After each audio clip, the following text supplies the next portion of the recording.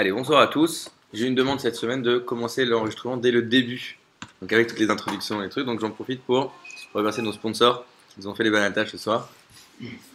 Si ça peut donner des vocations à certains ou certaines de vouloir nous faire manger, vous êtes les bienvenus.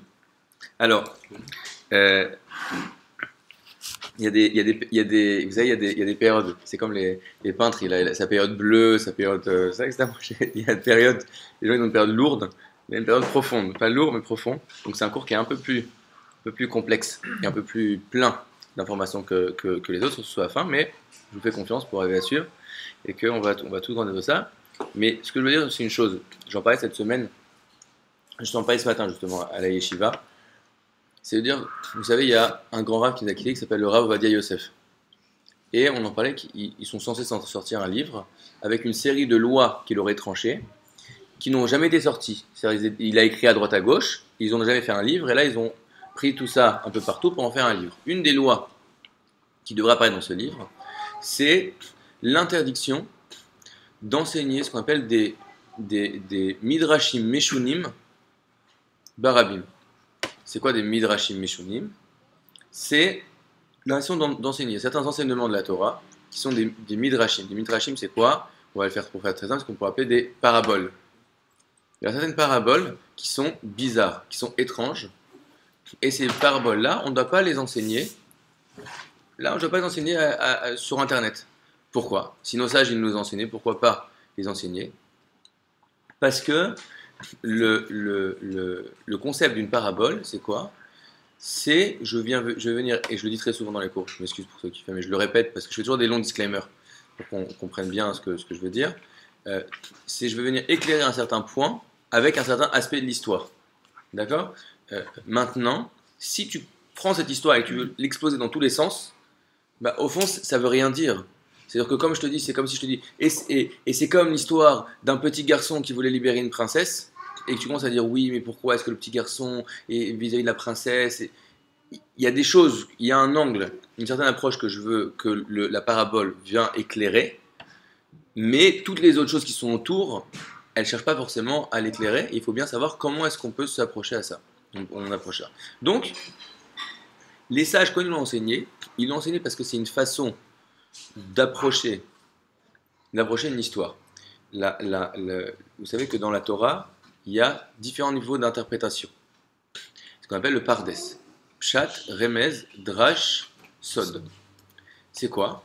Pour faire très simple, disons qu'il y a deux personnes qui arrivent et un qui dit à l'autre, il dit « Ah, t'es à l'heure aujourd'hui ». Alors le pshat, c'est quoi le pshat? C'est, il lui a dit qu'il était à l'heure. Ok, on est tous d'accord. L'allusion, c'est quoi? C'est que d'habitude, il n'est pas à l'heure. Ok, ça c'est le remez.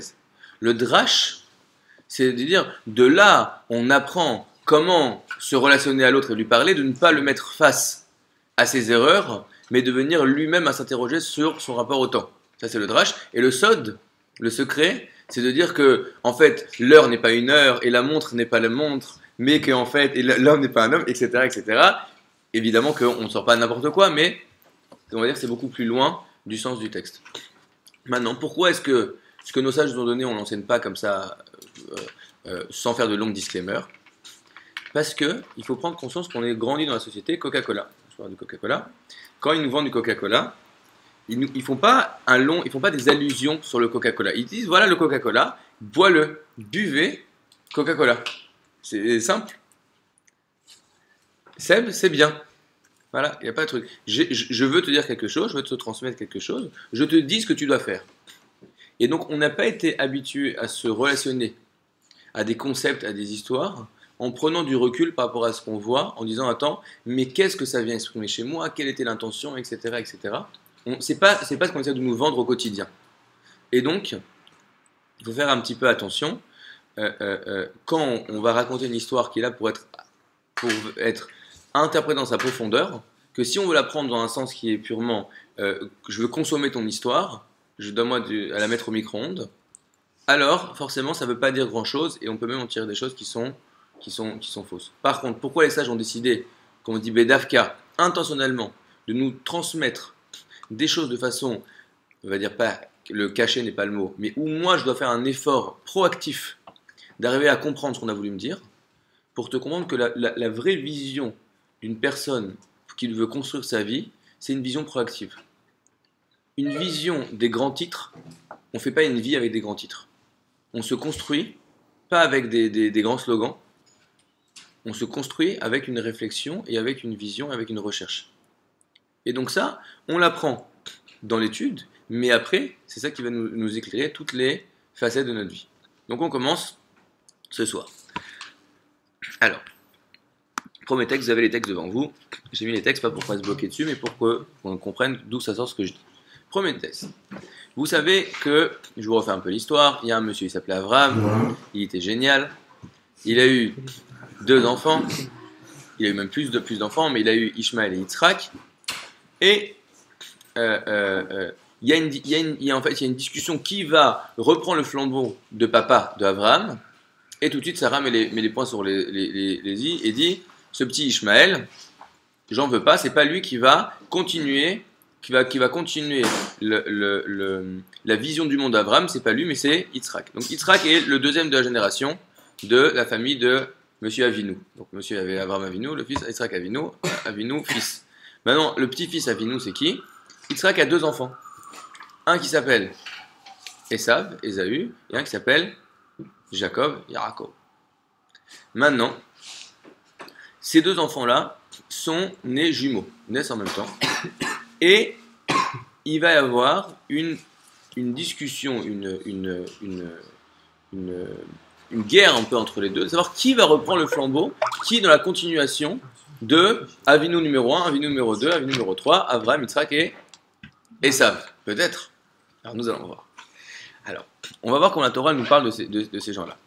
Donc c'est des jeunes, et Niyashus, Veikdelu Aneharim, et ils ont grandi, les jeunes ont grandi, Vahi Esav, Ish Yodeat Saïd, et Esav est devenu un homme, un chasseur. Nous dit Rashi, c'est quelqu'un qui savait faire de la démagogie, qui savait attraper, chasser les gens avec son langage.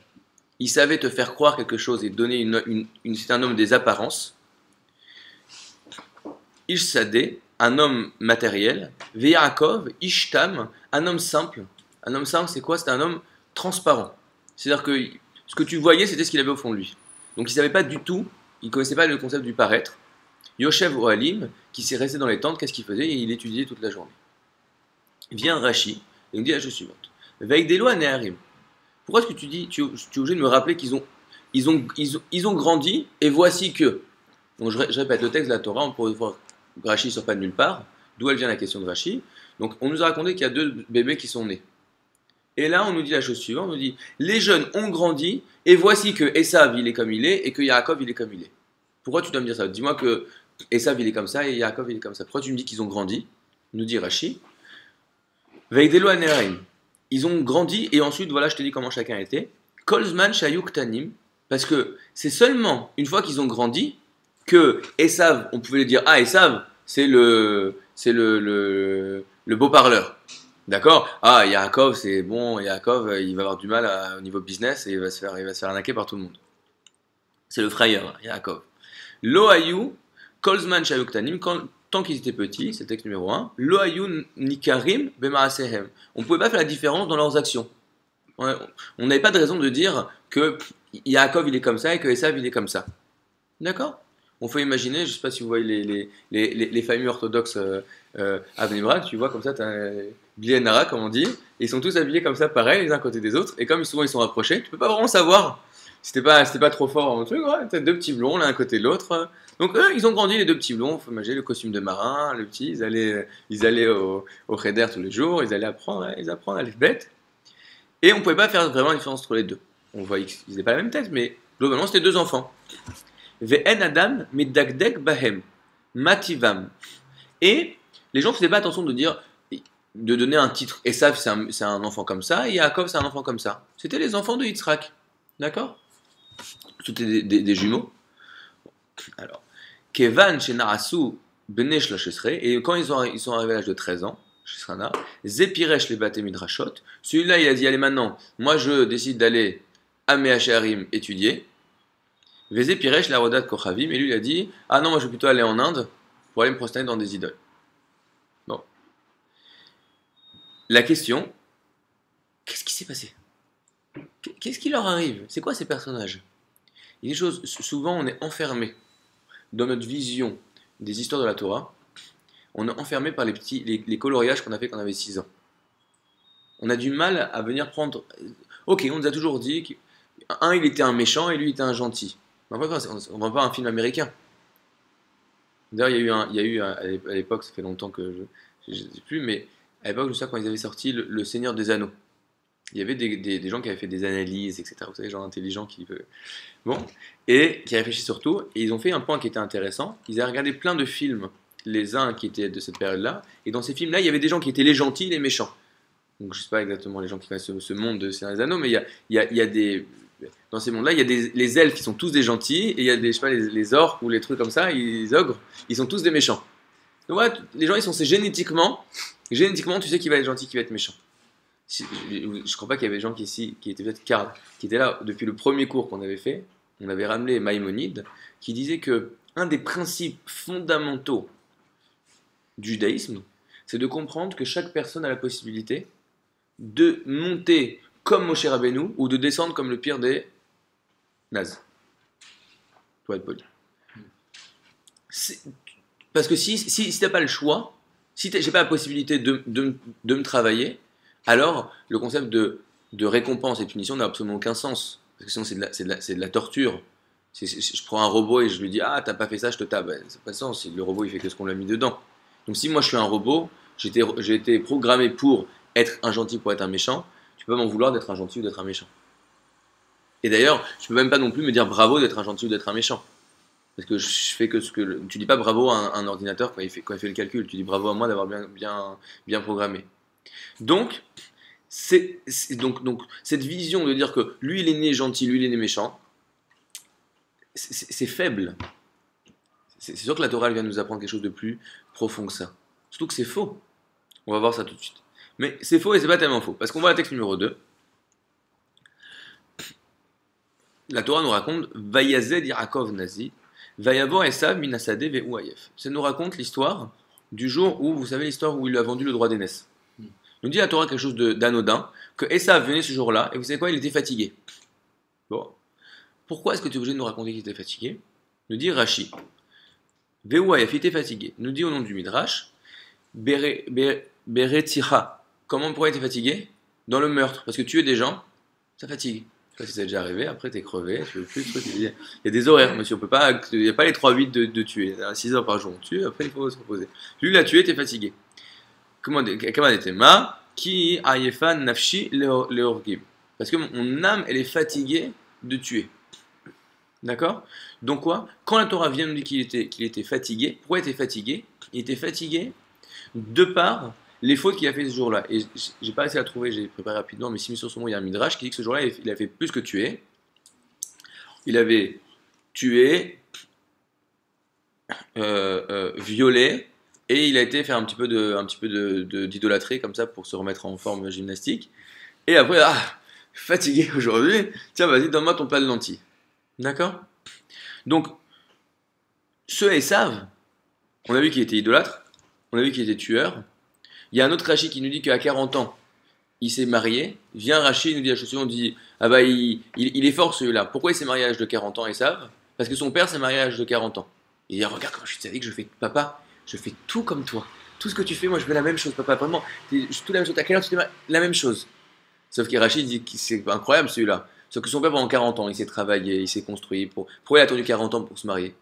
Parce que le mariage, c'est quelque chose il doit donner un sens. Le mariage, c'est quelque chose pour construire. Si moi je ne sais pas ce que j'attends de la vie, j'ai pas envie de construire. Et donc tant qu'il n'était pas arrivé au bout de ce qu'il voulait construire, c'était pas le moment. Donc à 40 ans il s'est marié, il dit moi aussi je vais me marier à 40 ans. Parce qu'il dit lui il a passé 40 ans à se construire avant de se marier, et lui il a passé 40 ans à aller courir après les femmes mariées, et après donc ce Esav, il est quand même pas mal. Il était donc celui qui était exactement comme le petit Yaakov. Le petit sadique là, regarde comme il est mignon, lui celui-là le fils du rabbin. Ok, le fils du rabbin il a mal tourné, c'est l'archuma pour le rab. Il est sorti idolâtre, pas top quand même pour un fils de Yitzhak. Il est sorti tueur, ça ne fait pas, et en plus violeur et violeur de femmes mariées. Pas hyper, pas le CV est pas super rempli. Sur Facebook, je sais pas, il y a un truc, tu peux enlever les copains sur Facebook. Tu peux enlever que c'est plus ton fils ou un truc comme ça quand tu mets, comment ça ne sait. Qu'est-ce qui s'est passé? Qu'est-ce qui s'est passé pour que ce Esav, qui était exactement comme Yaakov, à tel point que personne ne faisait vraiment la différence entre les deux, sort et va devenir la dream team des méchants, la plus grande pourriture de l'histoire. Qu'est-ce qui lui est arrivé? Et ça, c'est une vraie question. Pourquoi? Parce que tu regardes que qu'est-ce qui se passe dans la tête de quelqu'un pour qu'un coup, il va tourner, il va prendre un chemin complètement. Alors, texte numéro 3 quand même, parce que je veux essayer d'être honnête, que c'est pas vrai forcément que Esav il est parti avec exactement au même endroit que Yaakov.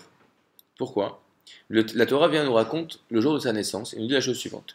Vayetse Arishon, c'est qui le premier à être sorti? C'est Esav. Admoni Kulo, il était tout rouge. Ke'aderet Se'ar ve'ikreu shemo Esav, et on l'appelait Esav.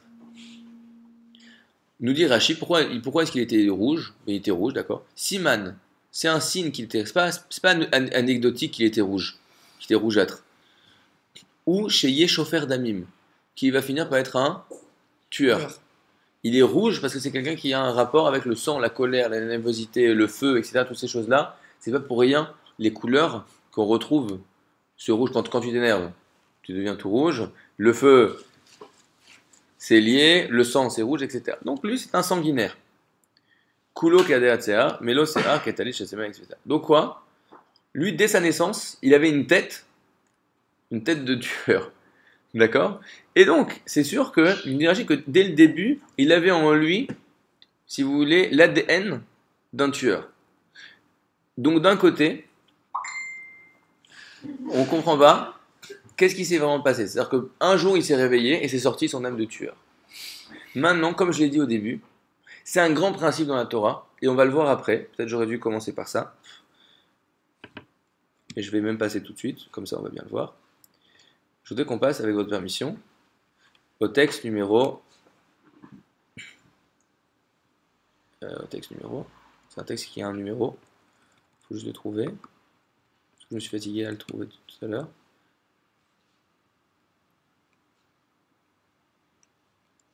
Texte numéro 8. Texte numéro 8, c'est un texte qui nous raconte l'histoire d'un roi qui s'appelait le roi David. Avant qu'il soit roi, qu'est-ce qu'il était David? Il était berger. Et il y avait un roi, on fait les cours. C'était qui le roi avant David? Shaoul. Donc il y avait Shaoul. Shaoul il a fait un acte qui a déplu Hachem. Et Hachem a dit, ça y est, c'est plus toi le roi. Il va prendre le prophète qui s'appelait Shmuel. Et il dit, Shmuel, tu vas aller voir dans la famille de ce monsieur qui s'appelle Ishaï. Et tu vas voir un de ses enfants, c'est lui le prochain roi. Tu vas l'oindre. Et dire, c'est lui, tu vas le nommer roi. À la place de Shaoul. La Torah nous raconte que à ce moment-là, il va voir d'abord le premier fils de Shaoul, un grand beau gosse, c'est lui. Et Dieu il lui dit non, ne regarde pas, fais pas attention à son allure, c'est pas lui que je veux. Et il dit c'est qui? Il trouve personne. Il voit tous les enfants.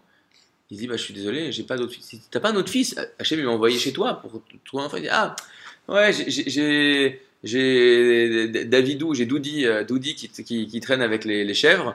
Mais ça t'intéresse pas, Doudi, c'est vraiment le petit loupé de la famille, il est petit et tout, il va pas te plaire. Et Shaoul vient, il dit, bah, amène-moi quand même. Il voit le petit Doudi, Shmuel, pardon, il voit le petit Doudi, et David, et là, Dieu lui dit, c'est lui, c'est celui-là. Et là, il a, vous savez, c'est comme, on te présente, je sais pas, on dit, c'est lui, et là, il a une angoisse, tu vois, genre, tu vas à un rendez-vous, on dit, c'est qui la personne en question? Ah, bonsoir, d'accord? Et là, il y a un problème. Vaishlar, Vaiviehu, il a envoyé, ils ont été le chercher. Veuad Boni, il est tout rouge. On peut pas me faire un roi tout rouge, je sais pas, sur le timbre, c'est pas possible. Il est roux. Im Yefe Naim Vetov Roi avec des beaux yeux. Il était roux avec des beaux yeux. Là-dessus, c'est quoi cette histoire qui était roux et il avait des beaux yeux? Quel problème? Nous dit le Midrash, Admoni, il était tout rouge. Amar Rabbi Abba Bar Kahana, nous a dit Rabbi Abba Bar Kahana, Ke'ilu Shofer Damim. On a vu que d'être roux, désolé pour les roux, présent, si présent, on va finir, on va expliquer que d'être roux, c'est pas forcément la meilleure des choses. Pourquoi? Parce que ça prouve que la rousseur ou la rougeur indique chez quelqu'un une tendance, il va dire, violente. La violence. Attendez, laissez-moi finir le cours, je vous en prie. Surtout pour les roux parmi vous. Vekevan, chez Rashmuel et David Admoni, comme il l'a vu qu'il était roux, Dirti Vaishlar vous ou Veu Admoni, oh il est rouge, oh un roux. Nitiare, il a eu peur. Ve'amar, Avze Shofer Damim, car Esav, lui il est comme Esav, il ressemble à Esav, ça indique qu'en lui il a des tendances comme Esav. Amar lo Kadosh Baruch Hu, Hashem il a dit, Im Yefe Enaim, non, il a des beaux yeux celui-là. C'est quoi des beaux yeux? Les yeux c'est ce qui ressort l'intériorité. C'est quoi? Esav, Midat Atzmo ou Oreg. Esav, c'est quelqu'un qui de lui-même il va aller, il va tuer les gens. Toi tu m'as pas plu, ouais, tu mérites de mourir, ouais, tu m'as mal parlé, pourquoi tu dis que ma soeur c'était truc là. Ok, je te frappe. Je me rappelle, j'ai des anecdotes d'enfance qui ressortent, je sais pas si c'est très intéressant, mais je peux vous la partager. Quand j'étais petit, je sais pas pourquoi, j'ai grandi dans le 18e. Et un des trucs des carrières, quand il tapait les gens, vraiment j'ai honte de cette histoire, mais il disait pourquoi tu l'as frappé? Et tu disais, mais qui? J'ai frappé personne. Il disait, la vache qui rit. Et il te frappait. Je sais pas pourquoi. C'est ça l'histoire. Donc, à tel point, les gens, ils ont besoin d'avoir une raison pour t'embêter. Voilà. Si on a frappé la vache qui rit. Et quand je vois Orhul, lui dit, non. Esav, lui, il décide que lui, il a frappé la vache qui rit, il faut lui casser la figure. D'accord. Désolé. Aval, Zé, c'est là David.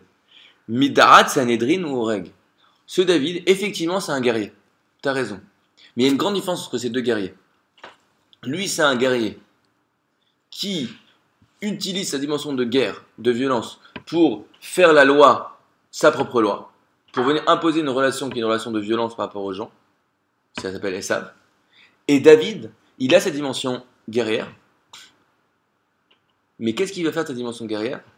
Il va l'utiliser pour aller faire ce qu'on appelle des milchamot mitzvah. Il va aller, quand le Sanhedrin, comment on dit le Sanhedrin en français? Sanhedrin. Le Sanhedrin, mais alors. Non, que vous sachiez, c'est Karl, le responsable de la rousse ici. Alors, en tout cas, les juges, quand l'assemblée des juges, quand grand tribunal, voilà, c'est ce que je cherchais, ouais, on va essayer, pas de politique.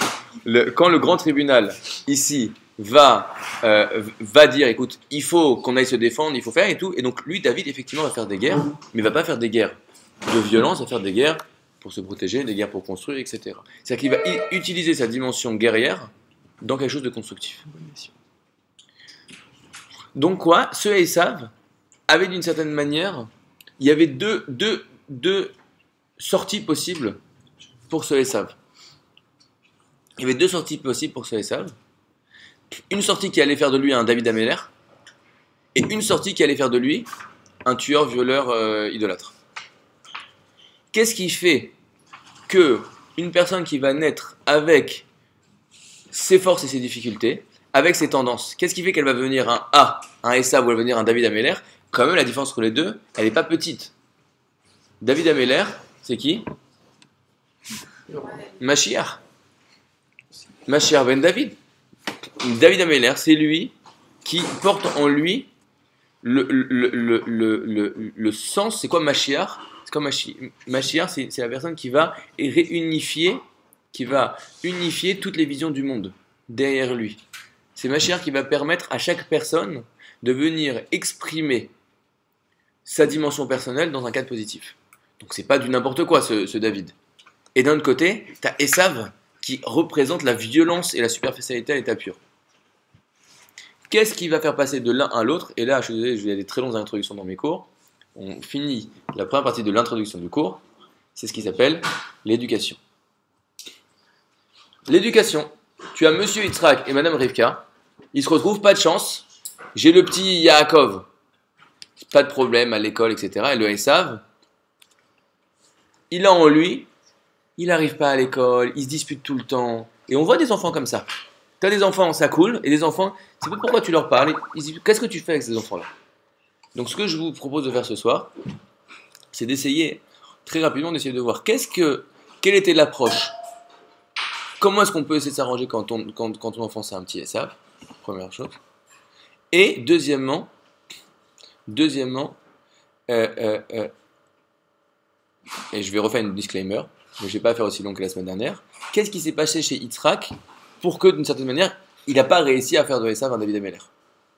D'accord? Alors, disclaimer très rapide. Quand on parle des fautes des grandes personnes dans la Torah, on n'est pas en train de te dire... On peut pas comprendre la grandeur des gens de qui on parle.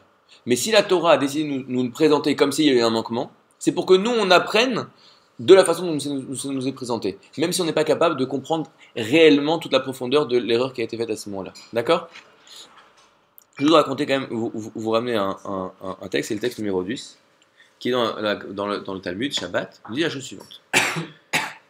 Ce qui est lié. Amar Rav Nachman bar Yitzhak, Vetzatkan, Bemitzvot, Haïman, des Mehadim. Qu'est-ce que tu vas faire de celui-là qui est du roux? Qu'est-ce que tu fais d'un roux? C'est quoi d'un roux? Qu'est-ce que tu fais de quelqu'un? Pas qu'il a forcément les cheveux roux, mais qu'est-ce que tu fais de quelqu'un, d'un enfant, qui a... Tu sens que c'est quelqu'un qui a l'impulsion, il est battant, il est guerrier. Yehe, Gever Ashid Dama, il peut être un tueur. Amar Ravashi, I Umna, I Gnava, il peut être un voleur. I Tavra, il peut être un Shochet. I Mohela, il peut être un Moel. Il aime couper des trucs. Il y a 3 métiers dans lesquels tu vois du sang. Alors, on va le faire après on le redira dans nos termes. Mais le premier c'est tueur à gage. Le deuxième c'est Shochet, abatteur rituel, boucher. Le troisième c'est Moel. D'accord? C'est quoi ces choses-là? C'est une personne, elle a en lui une dimension, elle a en lui une prédisposition, elle a en lui une tendance, qu'on va appeler. Et ça peut donner 3 choses. Utilisé dans un univers négatif, il va détruire, il va utiliser ça pour détruire, donc c'est-à-dire qu'il s'est planté. Deuxième possibilité, il va permettre aux gens de manger, il va utiliser ça pour être un honnête homme. Troisième possibilité, il va utiliser ça pour faire des mitzvot. C'est-à-dire que chaque personne a devant lui la possibilité d'utiliser qui elle est et à chaque instant de décider d'être un rachat, d'être un bénoni ou d'être un tzaddik. D'être quelqu'un qui utilise tout son être dans quelque chose qui est destructeur, de vivoter, ou d'utiliser tout son être dans la construction de lui-même et du monde. Et ça, quand on parle de l'éducation des enfants, de qui on parle aussi? De l'éducation de nous-mêmes. Donc il faut comprendre que ce qu'on va dire maintenant, et j'essaie de bien, j'espère que bien traiter le sujet, c'est une question qu'on doit tous se poser. Pourquoi? Parce que les gens qui ont l'habitude de venir au cours le mercredi, sachent qu'il y a des vous savez peut-être, Karl, c'est toi le plus sérieux, il y a des thèmes qui reviennent très souvent. Le thème numéro 1, c'est déjà bien prendre conscience d'une chose, et je vais quand même juste le répéter. On a grandi dans une société où on nous a dit qu'au fond, on était tous interchangeables. Au fond. On a des classements, des concours. Donc, il y a le premier, le deuxième, le troisième, le quatrième. Donc forcément, le troisième est meilleur que le quatrième, le deuxième est meilleur que le troisième, ainsi de suite. Donc on est tous classables. Comment est-ce qu'on peut classer des choses? On peut classer que des choses qui sont semblables. Donc si on est classable, c'est qu'on est semblable. Donc lui, il a mieux réussi. Il est meilleur. Et donc quoi? Moi, je suis jaloux parce que je voudrais être comme lui, qu'il a mieux réussi que moi. Moi, je voudrais mieux réussir. Je suis en échec vis-à-vis de lui. On nous a toujours dit, au fond, je répète ce même exemple que moi j'ai vécu très très fortement, et j'ai vu autour de moi, que si tu étais bon en maths, on te forçait à faire S. Alors, il y a certaines personnes qui... Mais il fallait vraiment être un génie de la littérature pour être bon en maths et qu'on accepte de te laisser partir en L. Mais c'est trop dommage. Tu peux, donc tu dois. Pourquoi? Parce qu'il y a des gens qui ne peuvent pas et qui voudraient. Donc toi, si tu peux, tu dois. Mais tu vas pas dire non à ce boulot. Tout le monde tuerait pour avoir ce boulot. Oui, mais moi, il me rend pas heureux. C'est pas ça que je veux faire.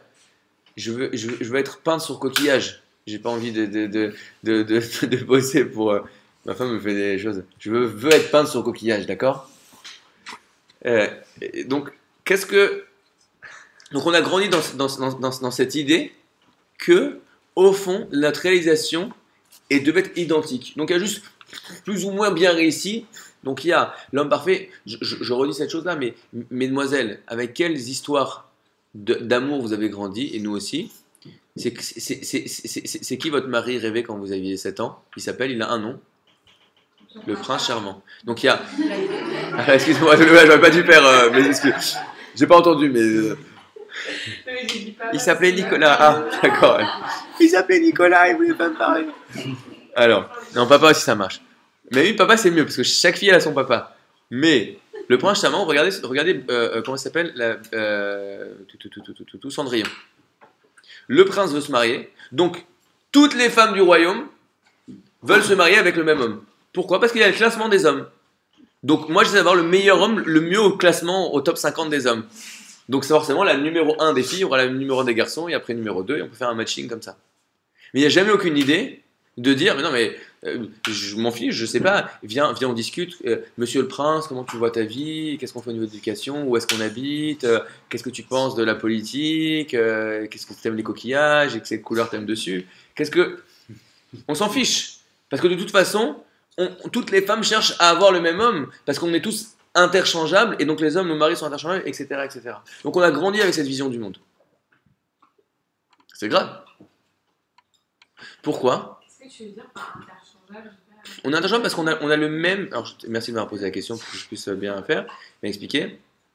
On a le même enjeu dans notre vie, on a le même projet de réalisation. Tout le monde, la personne qui réussit le mieux, c'est quelqu'un qui s'est marié, je veux dire mesdames pour Romez, qui s'est marié avec un mari propre sur lui, si possible grand et beau gosse, qui gagne bien sa vie, qui a une situation, et qui joue avec les enfants, et qui joue au baseball avec eux, etc. Chacun, tu vois, tu fais un petit peu ton petit monde. Ça, c'est le numéro 1. Ah bon, moi, j'ai pas eu ça. Alors, quand même, mon mari, il est riche, mais il est relou. Bon, c'est pas grave. Ouais, mes copines, paraît que c'est la même chose. D'accord. Ah, zut, j'aurais dû me marier avec son frère, il était mieux, j'étais bête. Ok? Donc, c'est ça que j'appelle interchangeable. C'est-à-dire qu'au fond, on a tous le même modèle, tout le même projet, et on y arrive plus ou moins bien. Et comment on peut avoir le même projet? Parce qu'au fond, on est les mêmes. On gomme les différences. C'est pour ça aussi, je ne vais pas rentrer dans le sujet, je passe trop de temps pour aller faire des digressions, mais quand même, c'est vrai que c'est très difficile dans la société occidentale, le concept des différences hommes-femmes. Pourquoi? Parce que s'il y a différence, on estime qu'il doit y avoir classement. Non, mais c'est qui le mieux des deux? C'est l'homme ou c'est la femme? Je ne comprends pas la question. C'est qui le mieux? La main ou le pied? C'est bon pour faire quoi? Pour manger. Si je mange avec les pieds, ça fait pas classe. Et si je marche sur les mains, j'arrive pas à aller très loin. D'accord? Exactement la même chose. Donc, tout ça pour dire la chose suivante, dire qu'on a tous en nous des prédispositions, des tendances, des biais, et à nous de prendre conscience de ça pour arriver à les exploiter, pour être des mots-L de tout ce que j'ai en moi. Et ça s'appelle l'éducation. Alors la Torah vient et nous dit, vient le Shlomo Améler, le plus sage des hommes, alors on va lui demander ce qu'il en pense. Allô Shlomo, Shlomi j'écoute. Texte numéro 4. Chanor lanahar alpid darko. Éduque le jeune selon son chemin. Gamki Yazkin, lo yasur mimena, même quand il va vieillir, il ne s'en détournera pas. Nous dit Shlomo Améler, beaucoup de choses et je ne vais pas rentrer dans tous les détails. Hanor, déjà, un enfant, ça s'éduque de façon proactive. Il n'y a pas écrit laisse-le vivre. Et quand je dis un enfant, ça s'éduque, nous on n'est plus des enfants. Donc il n'y a plus des gens qui nous éduquent de façon proactive. Et donc toi-même, tu t'éduques.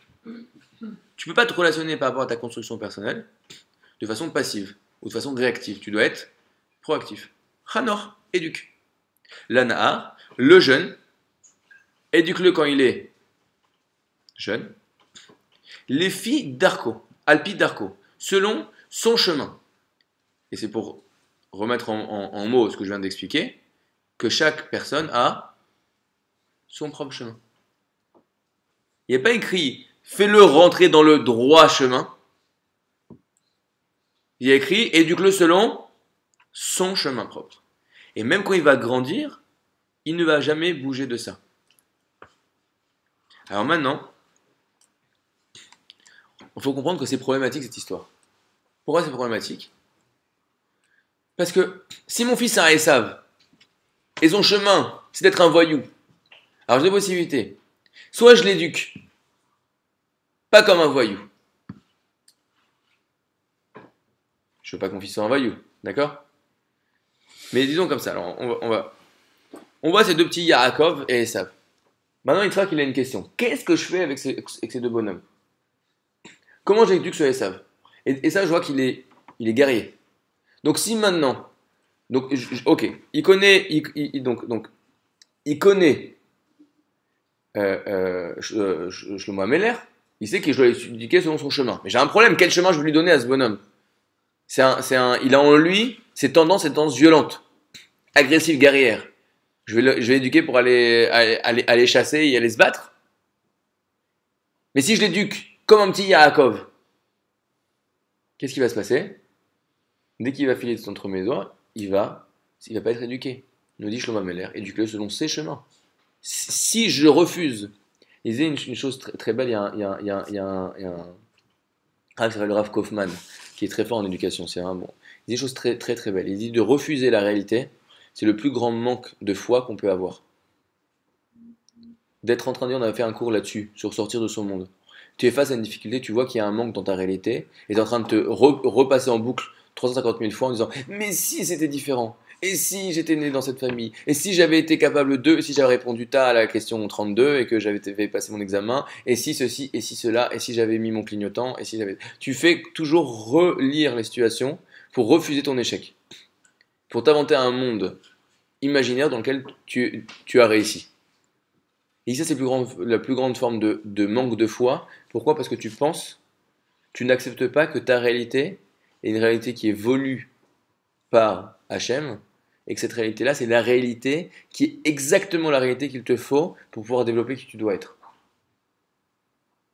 Quand tu es en échec, c'est que tu avais eu besoin de te retrouver dans cette situation pour aller puiser une nouvelle force en toi et devenir un grand.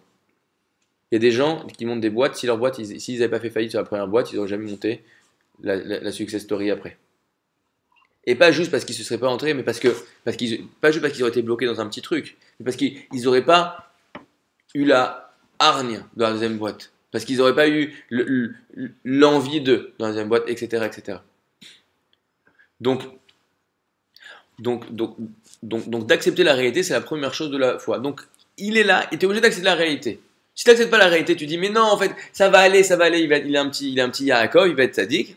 C'est sûr que c'est pas ça qu'il a fait Yitzhak. Parce que ça ne peut pas marcher. Et pour entrer là-dedans, je voudrais raconter le texte numéro 5. Le texte numéro 5, je vais vous le lire. Il raconte l'histoire, c'est une histoire qui est un peu compliquée dans la Torah. Même le Talmud, il s'étonne de ce dîne-là, donc je ne veux pas trop rentrer. Donc je vous demanderai juste, faire un disclaimer, accepter de ne pas être choqué par les choses telles qu'ils sont faites. Encore une fois, il faut approfondir pour bien comprendre ce qui se passe. En tout cas, dans un cas théorique, on va dire comme ça, où un jeune enfant de 12 ans et demi va voler de l'argent à ses parents, et avec cet argent va aller s'acheter du vin et de la viande, et va les manger, et va commencer à voler les gens. Le père doit amener ce petit au tribunal, où on va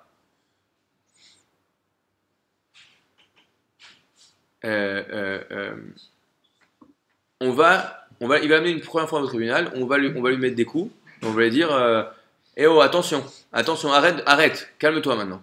Deuxième fois, troisième fois, si 3 fois de suite, ce petit jeune il continue de faire le voyou, eh bien, on va le prendre et on va le tuer. Ok, alors. Juste pour bien quand même compléter dans un disclaimer, le Talmud il dit la liste des éléments qu'il faut pour que cette loi s'applique. Un des éléments, il faut que le père et la mère aient exactement la même voix, le même timbre de voix. D'accord? Pourquoi? Parce que si l'enfant, quand il a grandi, il a entendu deux voix de ses parents, ça a une dissension dans la voix, dans l'approche de ses parents, alors on dit, mais c'est normal qu'aujourd'hui, il se rebelle, parce que forcément, il a été complètement embrouillé avec les parents. D'accord? Donc, quoi qu'il en soit, à tel point que la Gemara dit, en fait, ce cas n'a jamais existé.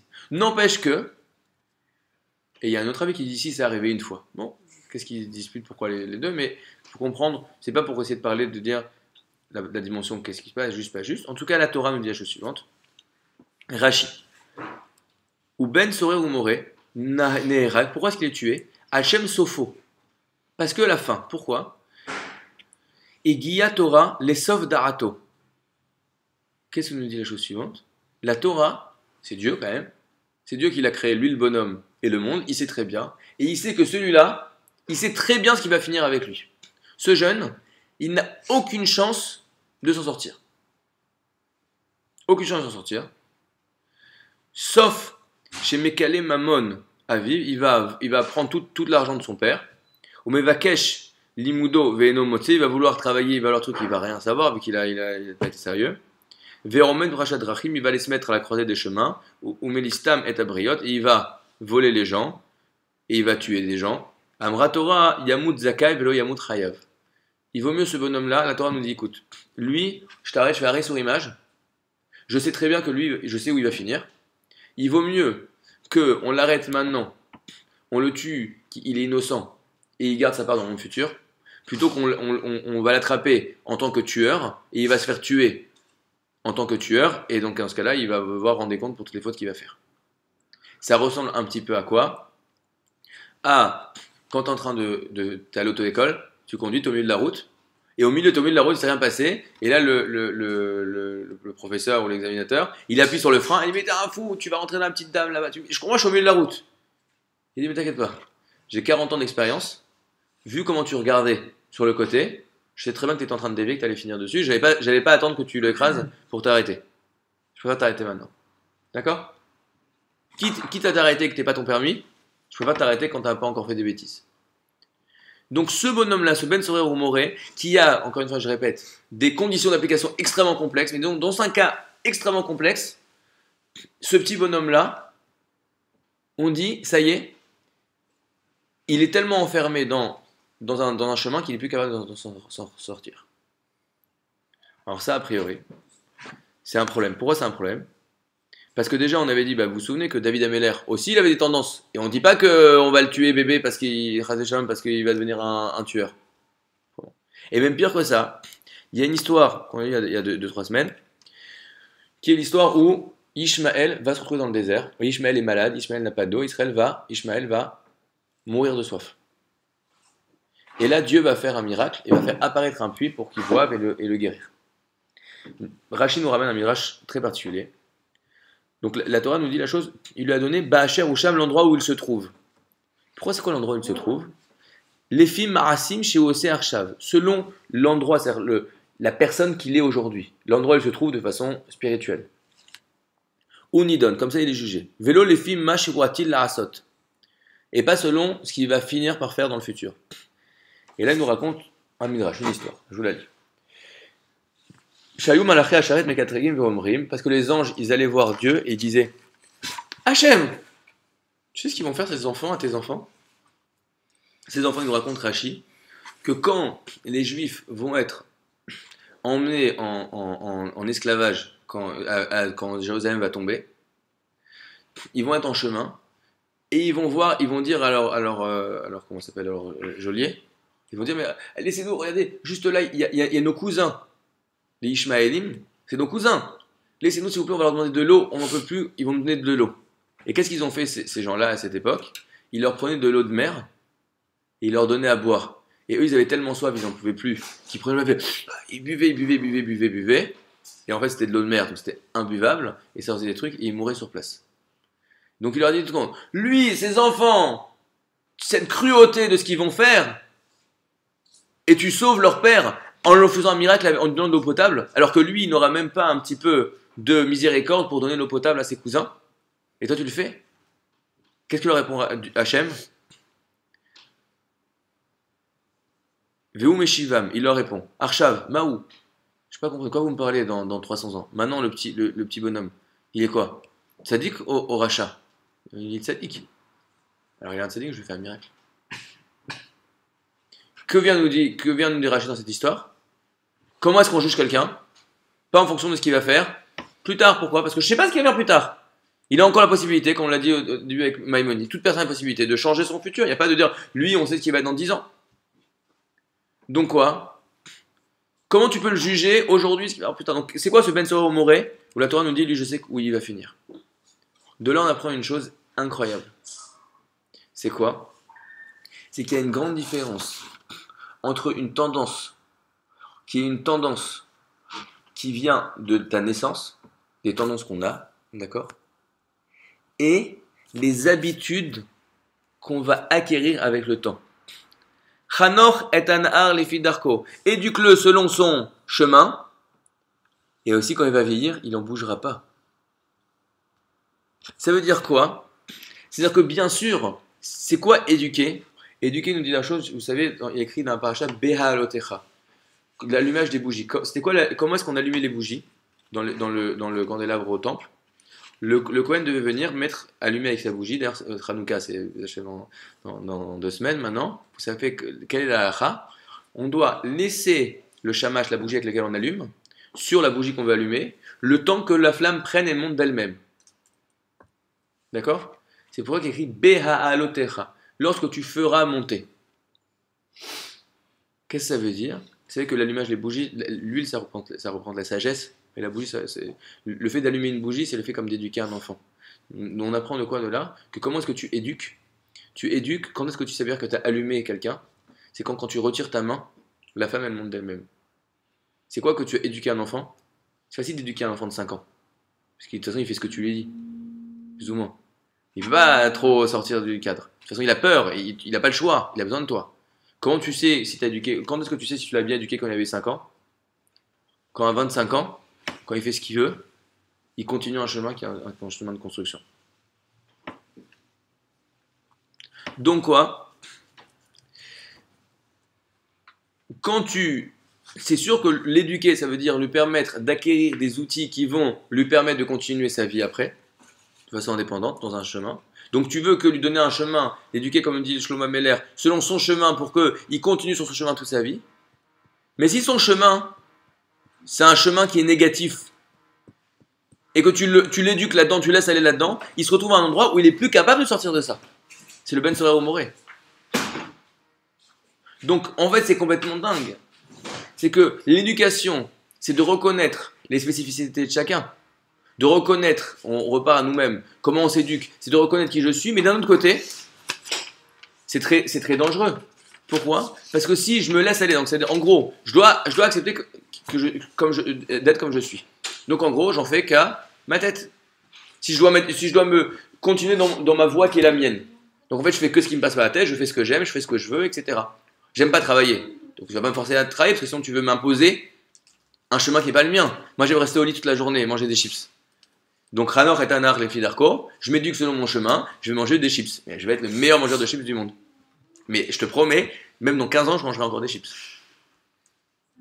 C'est ça qu'il faut? Non. Il dit le Ramban, il y a la chose suivante que. Je sais pas de bêtises. Ouais, le Ramban, il y a la chose suivante que quand les Juifs étaient dans le désert, il y avait une chose, vous savez, donc ils campaient dans plein d'endroits différents. Parfois, ils restaient une nuit, parfois, ils restaient 2 nuits, parfois, ils restaient 10 ans, parfois, ils restaient 1 an, parfois.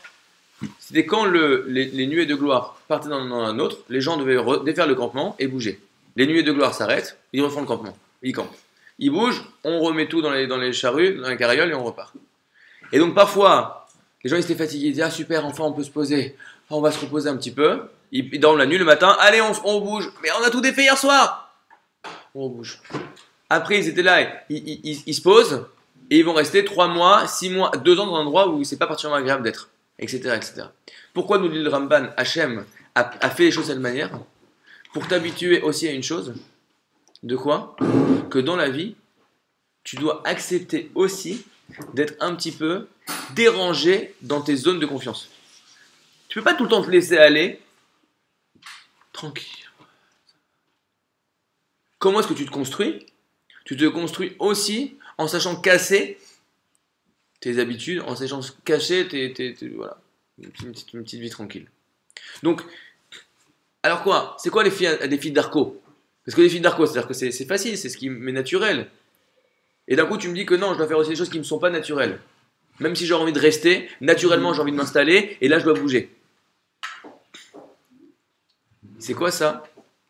Ça fait comprendre, encore une fois, quand on définit le chemin d'une personne, ça ne veut pas dire ses actions. Ses tendances, c'est quelque chose qui est beaucoup plus profond que ça. Je donne un exemple. Un enfant qui est têtu, il n'écoute pas. Donc quoi? Je dis, les filles d'Arco, je ne vais pas insister, parce que je vois qu'il est têtu, il n'écoute pas, alors je le laisse être têtu. C'est bien ou c'est pas bien? On hésite. Ça ne fait pas son chemin. Son chemin, c'est pas d'être têtu, c'est faux. Son chemin, c'est quoi? C'est de savoir affirmer ses idées. Ah, très bien.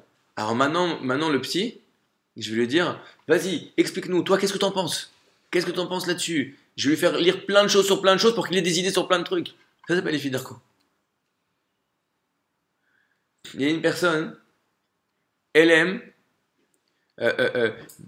dès qu'on lui dit quelque chose, elle pleure, surtout. Elle pleure tout le temps. Donc je vais essayer d'être un pleurnicheur, une pleurnicheuse. Un chouineur. C'est bien? J'ai réussi? C'est son chemin. Je vais en faire un chouineur professionnel. Non. Pourquoi est-ce qu'il pleure? Parce qu'il est capable d'avoir un regard qui prend l'autre en considération. Il va devenir une oreille incroyable, ce bonhomme. Il va devenir un psychologue incroyable. Il va devenir, vous savez quoi? Il va devenir un chef d'entreprise incroyable s'il est capable de comprendre ce qui se passe dans la tête de tous ses employés. Et c'est sans fin. Moi, je vois que j'ai des difficultés à me concentrer. Ah, donc je passe du coq à l'âne toutes les 2 minutes, c'est bien, c'est ça ma vie, moi c'est ça que j'aime, non. Mais qu'est-ce qui est le plus profond dans ma difficulté de me concentrer? C'est quoi? C'est que je sais faire attention aux détails. Parce que pourquoi je ne me concentre pas? Parce que j'ai toujours des détails qui viennent à moi. Ah bah très bien. Je vais essayer de regarder tous les détails, mais dans un seul sujet. Mais de voir tous les détails qu'il y a à voir. Etc. etc. C'est sans fin. Le chemin d'une personne, c'est-à-dire c'est quoi le rapport que je dois avoir vis-à-vis de moi-même? C'est de reconnaître qui je suis, mes tendances, parce que si je ne les reconnais pas, j'ai aucun moyen de m'éduquer, j'ai aucun moyen de construire quelque chose qui va être durable, parce que pour m'éduquer de façon durable, il faut que j'aille les fils d'Arki, selon mon chemin. Donc il faut d'abord que je définisse très bien c'est quoi mon chemin, c'est quoi mes tendances, c'est quoi mes forces, c'est quoi mes envies, c'est quoi mes peurs, etc. Mais après, il faut que j'aille voir c'est quoi la racine de ces choses-là. Parce que dans toute racine, je peux l'exprimer de façon négative, de façon moyenne ou de façon positive. Il n'y a rien en moi que je ne suis pas capable d'exprimer de façon positive. C'est quoi le but d'une personne? Je le dis souvent, c'est pas d'être Moshe Rabbeinu, c'est d'être un moi Rabbeinu. D'être un super moi. D'être la meilleure version possible de moi. À 120 ans, on ne te montre pas quelqu'un d'autre et pourquoi tu n'as pas été comme lui. On te montre ta photo de toi comme tu aurais pu être. Et tu dis, oh, et là, t'as honte. C'est quoi l'enfer? L'enfer, c'est que tu es dans un monde de vérité et tu vois ce que tu peux exprimer de ton potentiel et tu vas revoir toute ta vie et tu vas voir tous les moments où tu ne l'as pas exprimé. Je pensais toujours à cet exemple parce que ça m'angoisse encore. Ça, c'est comme t'as un contrôle hyper important, tu fais le truc, etc. Et tu sors de l'examen, tu parles avec des copains et ils te disent ah, t'as vu, incroyable, t'as vu la question 2 au tout début, celui qui a fait l'erreur, qui n'a pas compris le truc, là, la question 2, et là tout le monde rigole, ouais, franchement, les nuls, non! Et là tu cours, voilà, la salle de classe, je vous en prie, laissez-moi, je change, tac, j'ai tout compris. Et non, désolé, monsieur, l'examen est fini. Non, mais je vous en prie. Et là tu sors toute ta journée, tu fais, mais pourquoi j'ai fait ça la question 2? Pourquoi j'ai fait ça la question 2? Ok? Ça s'appelle l'enfer. Avec plus que la question 2. Il y a plein de petites questions. Quoi qu'il en soit, qu'est-ce qu'on va te montrer? On va te montrer toi-même. On va pas dire l'autre, on va dire toi. Ton but, c'est d'être toi. Donc tu dois d'abord voir qui je suis. Mais c'est quoi Shoresh Nishmati, la racine de mon âme. C'était quoi mes potentiels profonds? C'est comme ça qu'il faut se regarder. C'est comme ça qu'on regarde un enfant. C'est comme ça qu'on se regarde soi-même. Donc, je ne vais pas vous prendre trop longtemps, mais je voudrais juste essayer quand même de revenir, parce que c'est difficile de parler d'Yitzhak Avinu, mais j'ai vu quelque chose de très très beau dans le Rav Dessler cette semaine. C'est un petit la cerise sur le gâteau, ce genre que ça. C'était quoi cette histoire que Yitzhak il voulait absolument donner la bracha à Esav? Il voulait absolument donner la bracha, je comprends pas. Yitzhak c'est un tzaddik. Ok, on le voit dans le monde, je le fais gros sabot exprès, hein. C'est le rabbin. Il a un fils qui a un petit rabbin et un fils qui a un petit voyou. À qui il a envie de donner la place d'être son successeur? Au petit rabbin. Et pourtant, on voit qu'il veut absolument donner la bracha, donner le titre de succession à Esav. Pourquoi? Alors Adesanya explique la chose suivante. Je ne vais pas rentrer dans tous les textes, parce qu'il est tard. Pourquoi on va la chose suivante? L'approche du monde de Yitzhak, c'est la justice. Dans la vie, il n'y a pas de cadeau. Il n'y a pas de cadeau. Une personne, elle doit exprimer tout ce qu'il a exprimé. Yitzhak, avec lui-même, il ne fait pas de cadeau. Et donc, mais qu'est-ce qu'il voit? Il voit deux choses. Pourquoi tu aurais besoin d'aide dans la vie? Pourquoi tu as besoin d'aide? Au fond, c'est quoi notre but? Notre but, c'est d'exprimer notre potentiel. Donc au fond, je n'ai pas besoin que ce soit un kiff. Mon but, c'est pas de kiffer. Mon but, c'est d'exprimer mon potentiel. Donc quand je reçois des kiffs dans la vie, pourquoi je reçois des kiffs dans la vie? Alors, il y a deux choses.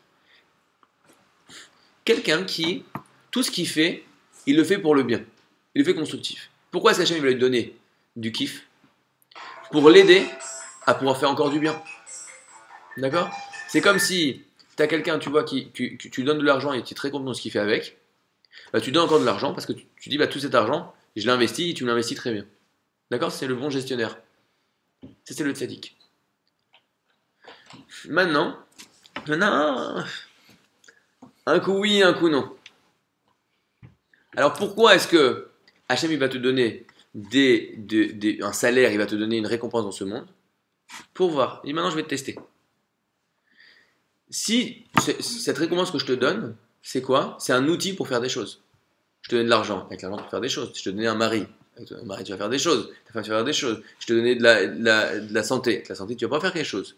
Donc ta récompense c'est un outil pour faire des choses. Soit cette fois avec cet outil tu vas l'utiliser pour faire du bien. Et dans ce cas-là, ça t'a réparé. Toi tu étais moyen, bah tu vois, tu vas remonter. Tu vas remonter la pente, tu remontes l'échelle. À chaque fois que tu fais quelque chose de bien, je te redonne quelque chose pour t'aider. Soit cette chose-là, tu vas encore l'utiliser dans un mauvais univers pour en faire rien du tout. Et le petit kiff que je t'ai donné, ça sera, tu sais quoi, c'est ça ton salaire. Je te le donne maintenant et dans le monde futur, je te le donne. Donc maintenant vient Yitzhak et dit, écoute, moi j'ai mon fils Yaakov, c'est le petit tzaddik. Le petit tzaddik, j'ai pas besoin qu'il reçoive des aides, une bénédiction, c'est quoi? C'est des aides. On voit que dans la bénédiction, il ne bénit pas que tu vas devenir un grand tzaddik, il ne bénit que tu vas avoir de l'argent, avoir à manger, etc. Tu vas pas être malade. Donc il dit, mon fils le tzaddik, au fond, lui, qui se batte. Je m'en fiche, lui, il va aller, il va être un tzaddik, même dans la difficulté, il va être un tzaddik. Mais le petit Esav, je l'aime le petit Esav. Pourquoi je l'aime le petit Esav? Parce qu'il se bat. Le petit Esav, il n'a pas eu il commence pas la vie facile.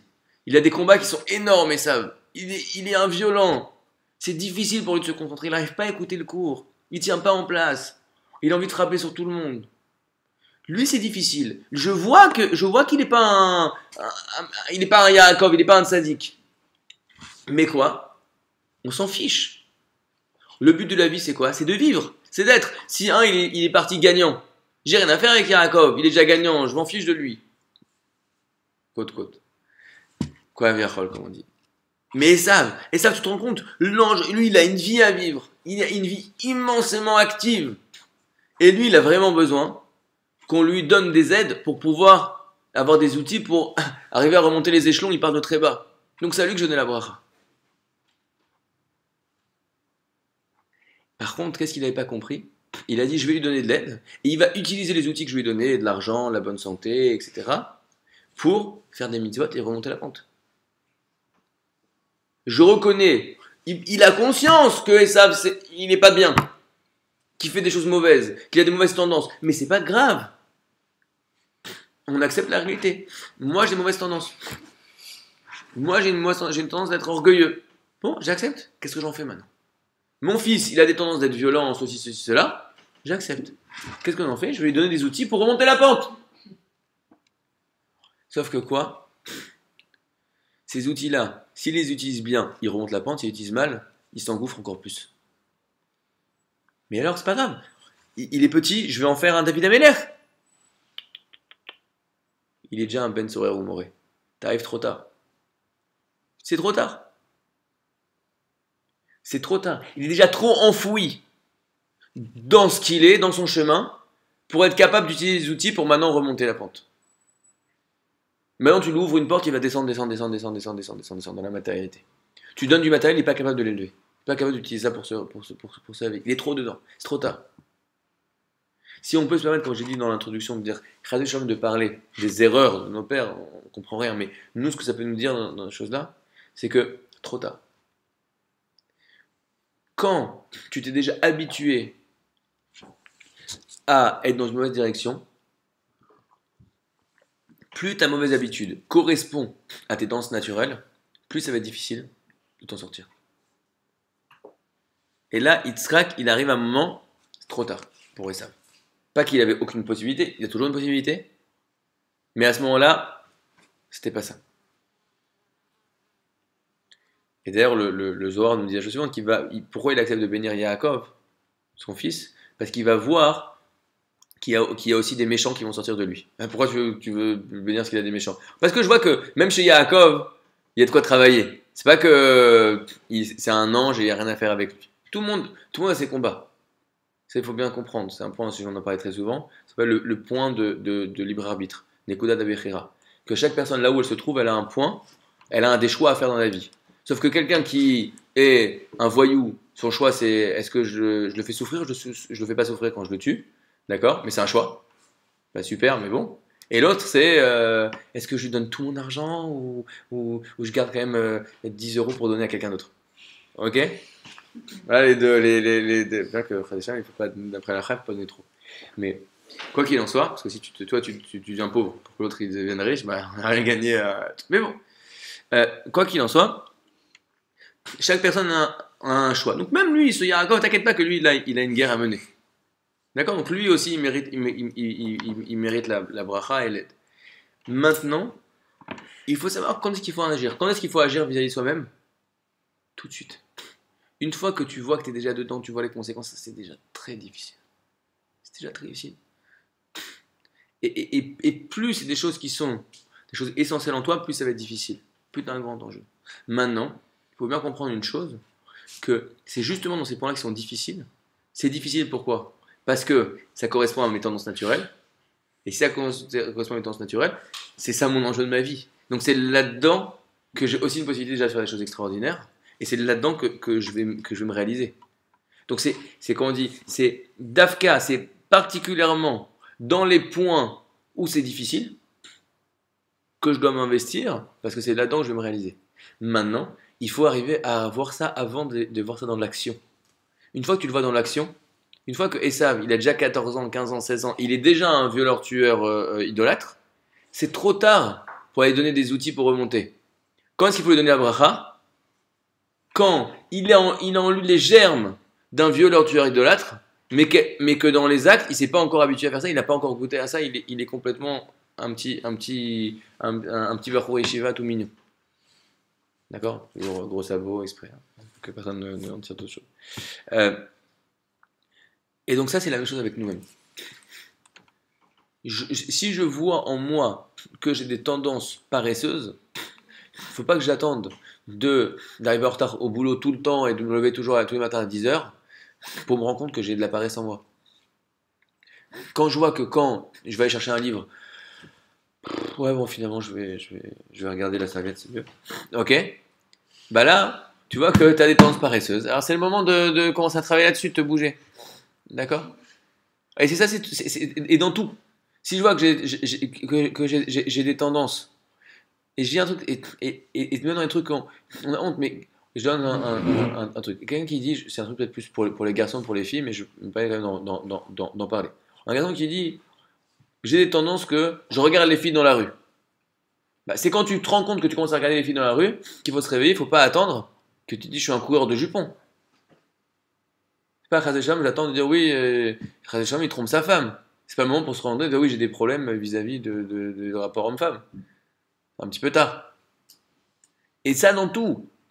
Je vois que je rends pas bien, quand on me rend pas je rends pas bien la monnaie, je vais pas attendre de braquer une banque pour me rendre compte que j'ai tendance de pas faire attention à l'argent des autres, etc., etc.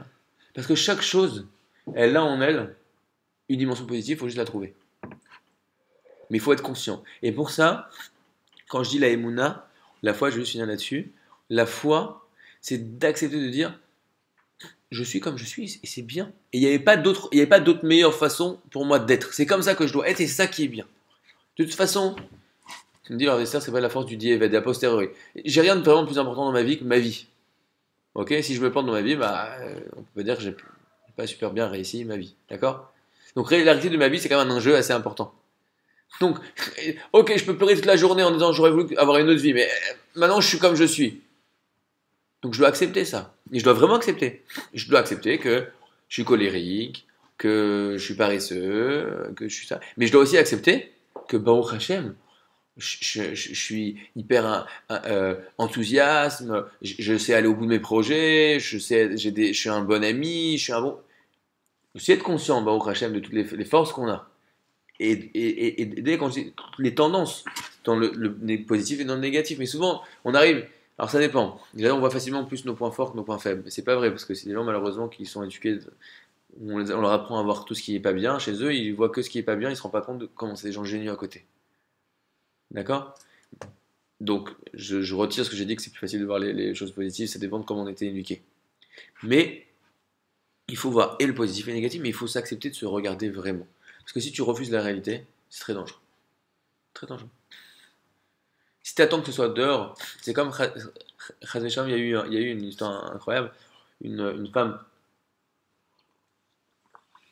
je sais plus c'était dans quel village, juste maintenant, elle a eu un, elle a eu un, elle avait pris des coups de couteau, elle s'est faite dans un attentat, elle a eu un coup de couteau, tout de suite il arrive nitoire, opération, et qu'est-ce qu'il trouve au niveau du ventre, de l'abdomen? Elle avait une tumeur. Qu'est-ce qu'ils ont fait? Ils l'ont enlevé la tumeur. Il dit, mais madame, vous vous rendez compte qu'elle a grossi? Il dit, mais vous avez? Non, ça fait 3 semaines que j'avais très mal au ventre, mais je disais, bon, j'irai demain, demain, demain, demain, demain, demain. Ok? Donc ça pour dire que quoi? Que Chazvé Shalom, le pire des choses quand t'as mal au ventre, c'est de dire, mais j'attends, non, mais ça va, tant que j'ai pas des boutons qui sortent, tant que ça se voit pas à l'extérieur, c'est comme si j'avais rien. Parce qu'une fois que ça se voit, c'est beaucoup plus grave. Si tu sais que t'as quelque chose qui va pas à l'intérieur, c'est le moment de le régler avant que ça sorte. Et donc il faut s'accepter. Il faut arriver, une personne, c'est un truc, c'est une habitude toutes les semaines, il y a les devoirs de la semaine. Devoirs là, cette semaine, je pense que c'est prendre sur soi de dire une fois par jour, une fois par semaine, se fixer un moment et dire attends, mais où j'en suis, qui je suis, dans quoi je suis bon, donc, qu'est-ce que j'aime faire, donc, qu'est-ce que j'aime faire dans le positif, dans le négatif. C'est quoi mes tendances? J'ai tendance à ceci, à cela, mais est-ce que c'est vraiment moi ou est-ce que c'est juste une habitude que j'ai prise ou est-ce que c'est juste pour mimer les autres? C'est pas facile, on n'arrive pas en une fois et ça y est, on sait exactement. C'est le travail d'une vie, mais au moins que ce soit la dynamique. Comme dit l'Agmara, celui qui vient pour se purifier, Hachem vient et le purifie. Et il la laisse purifier. Donc, une fois que moi je suis dans la démarche, tout va bien. Mais il faut être dans cette démarche. Et la première chose de la démarche, c'est d'accepter de dire qui je suis, moi. Pas toi, moi. Avec Hachem, qu'on a la possibilité de faire ça, et comme je dis à tout le temps, c'est que quand on est soi-même, alors on est épanoui, on est heureux, et on a une vie réussie, il n'y a pas d'autre secret que ça. Il n'y a pas d'autre moyen d'être heureux que d'être soi-même. Alors, quitte à être soi-même, autant être le meilleur soi-même possible, et Bédat Hachem, et qu'on se revoit tous très souvent. Je rappelle qu'il y a le Shabbat plein avec Rav Lemel ce Shabbat, et les matinales tous les dimanches matins, mesdames, cours de Torah avec ce dimanche matin avec Rav Lemel, et après cours de Pilates. Cours de Pilates. Donc voilà, tous les dimanches matins. Et voilà, donc on se revoit la semaine prochaine si vous voulez.